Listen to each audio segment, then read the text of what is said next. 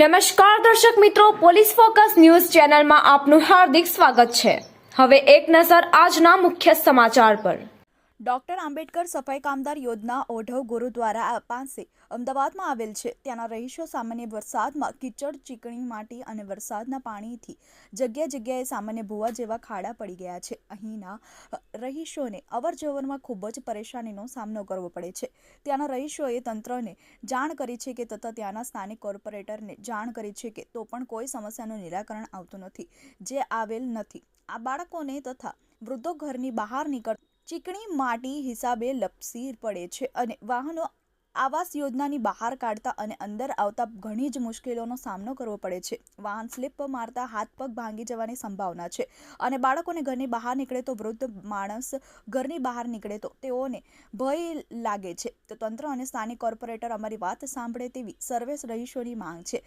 આવાસ યોજનામાં સર્વે સફાઈ કામદાર મધ્યમ વર્ગના છે, તો તેઓ પોતાના કામ અર્થે નિર્ભયપણે ઘરની બહાર નીકળે તેવી તંત્ર અને સ્થાનિક કોર્પોરેટરને અમારી નમ્ર અપીલ છે। તેથી તાત્કાલિક યોજના ધોરણે સમારકામ કરાવી આપે અને અહીંના સર્વે રહીશોની અરજ અને માંગ।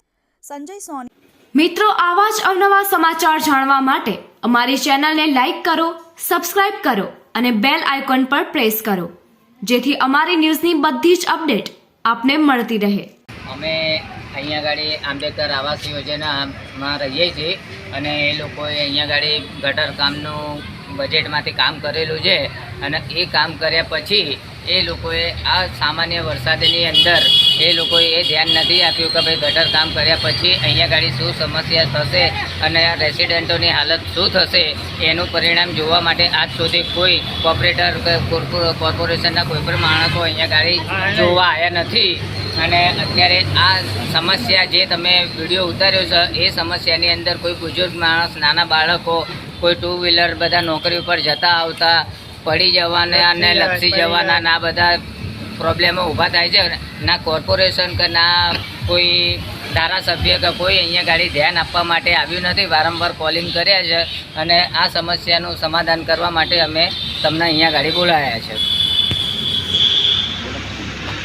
અહીંયા ઓઢવ ગુરુદ્વારાની પાછળ જે આંબેડકર સફાઈ કામદાર આવાસ યોજના છે એમાં આ ક્વાર્ટર છે અમારી, એમાં ગટર અને રોડનું જે કામકાજ કરવાનું હતું તો ગટરનું કામ તો પાઇપ તો નાખી દીધા છે, પણ જે ખાડા પૂરવાના હતા અને જે બ્લોક લગાવવાના હતા તો એ બધું અધૂરું મૂકીને જતા રહે છે, જેના કારણે ચીકણી માટી અને ખાડા ટેકરા થઈ ગયા છે। લોકોને આવવા જવાની તકલીફ પડે છે, વાહનો ફસાઈ જાય છે, જ્યાં હોય ત્યાં નાના બાળકો અને વૃદ્ધો અમુક વાર પડી જાય છે, લોકોને વાગેલું છે ઘણા ટાઈમથી અને 10-15 દિવસથી અમે આ બધી ફરિયાદોને બધું રજૂઆત કરી રહ્યા છે, પણ કોઈ સાંભળતા નથી અને કોઈ અમારી અરજી સ્વીકારતા નથી અને કોઈ કશું કામકાજ કરાવતા નથી।